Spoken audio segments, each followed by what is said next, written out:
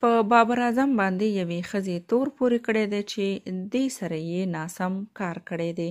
پاکستاني رسنیو کې د خپرو شوو راپورونو له مخې د حمزه مختار په نوم یوې ښځې رسنیو ته ویلي دي چې بابر اعظم یې د ښوونځي د وخت ملګری دی. دواړو یو بل سره مینه درلوده. د دواړو کورنۍ هم په دې اړه خبر وي او غوښتل یې چې واده وکړي. اوس د حمزه مختار په نوم دې ښځې یو ځل بیا په پاکستانیانو غږ کړی دی چې د هغې ملاتړ دې وکړي او د انصاف په ترلاسه کولو کې دې له هغې سره ودرېږي تر څو په راتلونکي کې د داسې پیښو مخه ونیول شي.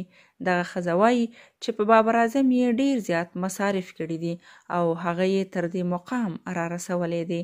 نوموړې وایي چې تر مشهورېدو وروسته یې له هغې سره دوکه وکړه او پرېښودلې یې ده. حمزه مختار همداراز د پاکستان له کرکټ بورډ څخه هم غوښتنه کړې ده چې هغه دې د ملي لوبډلې له لوبډلمشرۍ لرې شي.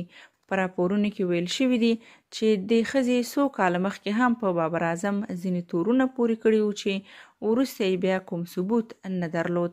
د یادولو وړ ده چې بابر اعظم د پاکستان یو مخکښ توپ وهونکی دی. هغه چې د 2019 کال نړیوال جام څخه وروسته د 20 اوریزو او 50 اوریزو بڼه لوبډلمشر ټاکل شوی و.